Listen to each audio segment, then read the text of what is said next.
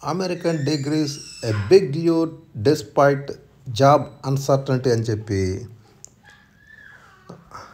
Economic టైమ్స్లో ఆదివారం ఒక మంచి స్టోరీ వచ్చింది. దీనికి స్వేచ్ఛానువాదం. అమెరికా చదువులు క్రేజీ. అమెరికా చదువు అంటే ఇప్పటికీ క్రేజే. అది ఇప్పటికే కాదు, ఎప్పటికి కూడా ఉండేలాగా ఉంది. ఇంకా కాలం గడిచే కొద్దీ పెరిగే పరిస్థితే తప్ప తరగటం అనేది చరిత్రలో కనిపించటం లేదు. అమెరికా నుంచి ఒకవైపు చదువు అయిపోయాక తట్టా పుట్టా సర్దుకొని రిటర్న్ ఫ్లైట్కి వచ్చేవాళ్ళు వస్తూనే ఉన్నారు. అయినా సరే అమెరికా వెళ్ళటానికి వెనకాటలేదు ఎవరు. అక్కడ ఫీజుల భారం మోయలేకుండా ఉన్నా కూడా తల తాకట్టు పెట్టైన తల్లిదండ్రులు వాళ్ళ పిల్లల్ని అమెరికా చదువులకు పంపిస్తూనే ఉన్నారు. అమెరికాలో ట్యూషన్ ఫీజులు $30,000 నుంచి $80,000 దాకా సంవత్సరానికి ఉంటా ఉంది. ఇది రూపాయల్లోకి మారిస్తే దాదాపు 25 లక్షల నుంచి 70 లక్షల రూపాయల దాకా అవుతుంది. అది ట్యూషన్ ఫీజు మాత్రమే. దానికి అదనంగా ఉండటానికి తినటానికి అయ్యే ఖర్చులు ఉంటాయి. అయినా కూడా ఇంత భారీగా తమకు స్తోమత ఉన్నా లేకపోయినా కూడా పంపిస్తున్నారు. తల్లిదండ్రులు ఇంత కష్టాలు పడి వాళ్ళ పిల్లల్ని అమెరికా పంపితే వాళ్ళు ఎలా సెటిల్ అవుతున్నారో చూద్దాం. 2022లో వచ్చేటప్పటికి 65 నుంచి 70% మంది మాత్రమే ఉద్యోగాల్లో సెటిల్ అయిపోయారు. అంటే ఒక 30% మంది ఉద్యోగాలు లేకుండానే ఉన్నారు. 2023లో వచ్చేటప్పటికి 60% మంది మాత్రమే జాబ్ సెటిల్మెంట్ ఉంది. 40% మంది ఉద్యోగాలు లేకుండా ఉండిపోయారు. 2024లో వచ్చేటప్పటికి 55% మాత్రమే సెటిల్ అయ్యారు. మిగతా 45% మంది ఉద్యోగాలు లేకుండానే ఉండిపోయారు. అంటే ఈ 3 సంవత్సరాల గణాంకాలు చూస్తే రాను అమెరికాలో ఉద్యోగాలు తగ్గిపోతూ ఉన్నాయి. అయినా సరే తగ్గేదేలే అంటున్నారు. కెనడా, ఆస్ట్రేలియా, ఐరోపా దేశాల్లో రకరకాల సమస్యలు ఉన్నాయి. అక్కడ శ్వేతజాతీయుల దురభిమానం, కెనడా వచ్చేటప్పటికి ఇంకో రకమైన సమస్య, ఐరోపాలో మరో రకమైన సమస్యలు వేటాడుతూ ఉన్నాయి. దీంతో అమెరికానే కాస్తంత పీస్ఫుల్గా ఉండే దేశంగా కనిపిస్తూ ఉంది. ట్రంప్ అధ్యక్షుడిగా రాబోతూ ఉన్నాడు. అయినా కూడా ఇమ్మిగ్రేషన్ పాలసీలో అనుకున్నంతగా మార్పులు ఉండకపోవచ్చు అని చెప్పి భారతీయ కన్సల్టెన్సీ నిపుణులు చెబుతూ ఉన్నారు. భారతీయ విద్యార్థులు పీజీ చేయడానికి వస్తూ ఉంటారు. సైన్సు, టెక్నాలజీ, ఇంజనీరింగ్, మ్యాథమెటిక్స్ రంగాల్లో ప్రధానంగా ఆ చదువులు ఉంటా ఉంటున్నాయి. వాళ్ళని ఓపీటీ కేటగిరీ అంటారు. ఓపీటీ అంటే చదువు అయిపోయిన తర్వాత ఒక 3 సంవత్సరాల వరకు అక్కడే ఉండి ఉద్యోగం చేసుకోవడానికి అవకాశం కూడా ఉంటుందన్నమాట. ఇది చాలా గొప్ప అవకాశం.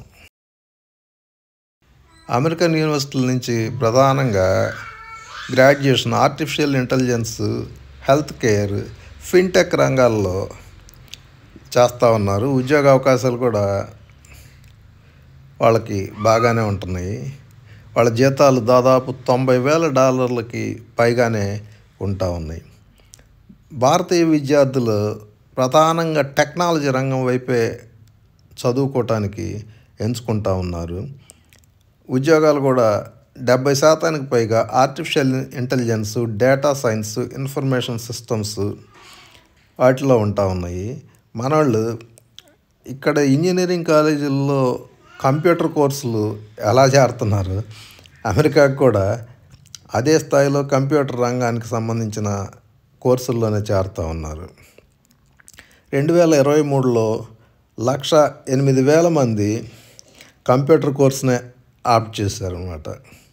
అంటే అది విద్యార్థుల అందరిలోకి దాదాపు 50% కంప్యూటర్ కోర్సును ఆప్ట్ చేసిన వాళ్ళే ఉన్నారనమాట.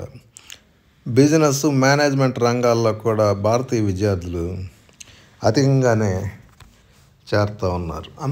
అమెరికన్ డిగ్రీ అంటే ఒక రకమైన క్రేజ్ ఉండనే ఉంది కనిపించకుండా. సాధారణంగా మనవాళ్ళ అభిప్రాయం ఏంటంటే అమెరికాలో డిగ్రీలను పెద్దగా పట్టించుకోరు, నాలెడ్జ్ ఆధారంగానే ఉద్యోగాలు ఇవ్వటాలు, ప్రమోషన్ ఇవ్వటాలు ఉంటాయి అని చెప్పి భావిస్తూ ఉంటారు. అయితే ఇంకో యాంగిల్ ఏంటంటే దానిలో అమెరికన్ డిగ్రీ అంటే చాలు వాళ్ళు నాలెడ్జ్ కలిగిన వాళ్ళే అయి ఉంటారని చెప్పి ఒక భావన అక్కడ సొసైటీలో ఉంది. దాంతో ప్రమోషన్స్ కూడా అమెరికన్ డిగ్రీల వాళ్ళకే ఎక్కువ వస్తూ ఉన్నాయి. అమెరికా చదువులకి, ఉద్యోగాలకి మనవాళ్ళు ఎంపిక చేసుకోవటానికి ప్రధాన కారణాలు ఏంటో ఒకసారి చెప్తాను, జాగ్రత్తగా వినండి. అమెరికా జనాభాలో 34.34.5 కోట్లు ఉంది అమెరికా జనాభా. దానిలో 1/2 కోటికి పైగా ఇండియన్స్ ఉన్నారు. అంటే అక్కడ జనాభాలో 1.6% అన్నమాట.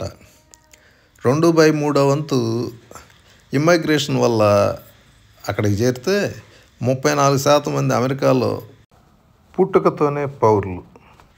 మన వాళ్ళు ప్రధానంగా California, Texas, New Jersey, New York City ప్రాంతాల్లోనే కాన్సన్ట్రేట్ అయ్యి ఉన్నారు. దీంతో ఒక న్యూయార్క్ సిటీలోనే 24 ఇండియన్ ఎన్క్లేవ్స్ ఉన్నాయి అనేది చాలా గొప్ప విషయం. అంటే ఎన్క్లేవ్ అంటే ఏం లేదండి, అక్కడ మనవాళ్ళు ఒక గేటెడ్ కమ్యూనిటీ లాగా ఏర్పడతారు. అక్కడ ఉండే ఇళ్ళు మొత్తం మనవాళ్ళే షేర్ చేసుకుంటారు అన్నమాట. వాటిని ఎన్క్లేవ్లు అని అంటారు. అటువంటి ఎన్క్లేవ్లు 24 ఉన్నాయంటే అది చాలా పెద్ద విషయం అన్నమాట. అమెరికాలో మన ఇండియన్ ఫ్యామిలీస్ ఆదాయం ఒక్కొక్క ఫ్యామిలీకి సరాసరిన $145,000 సంవత్సరానికి వస్తూ ఉంది. ఇది చాలా ఇతర దేశాల వాళ్ళతో పోలిస్తే చాలా ఎక్కువ మొత్తం అన్నమాట. 2024లో మెక్సికో తర్వాత అత్యధికంగా సిటిజన్షిప్ పొందినది భారతదేశం మాత్రమే. డాలర్లతో రూపాయి మారకం పెద్ద అట్రాక్షన్. $1కి 85 రూపాయలు వస్తూ ఉన్నాయి. చరిత్రలోకి వెళ్తే డాలర్కి వచ్చే రూపాయలు పెరుగుతానే ఉన్నాయి, కానీ తగ్గిన సంఘటన ఒకటంటే ఒకటి కూడా లేదు.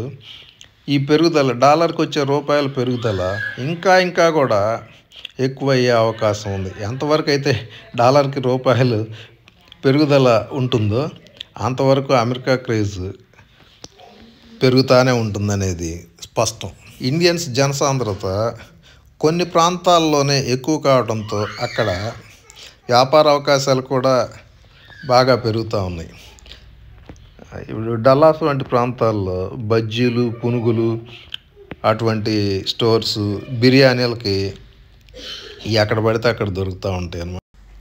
చదువుకునే విద్యార్థులు లేదంటే వాళ్ళని పంపిన తల్లిదండ్రులే అమెరికా జీతాలతోటి బాగుపడుతున్నారు అనుకుంటే పొరపాటు అండి. అది దేశానికి కూడా చాలా పెద్ద ఆర్థిక వనరుగా మారుతూ ఉంది.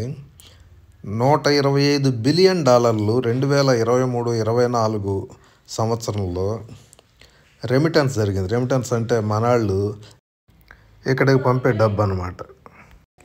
తద్వారా దేశం సుసంపన్నం అవుతూ ఉంది.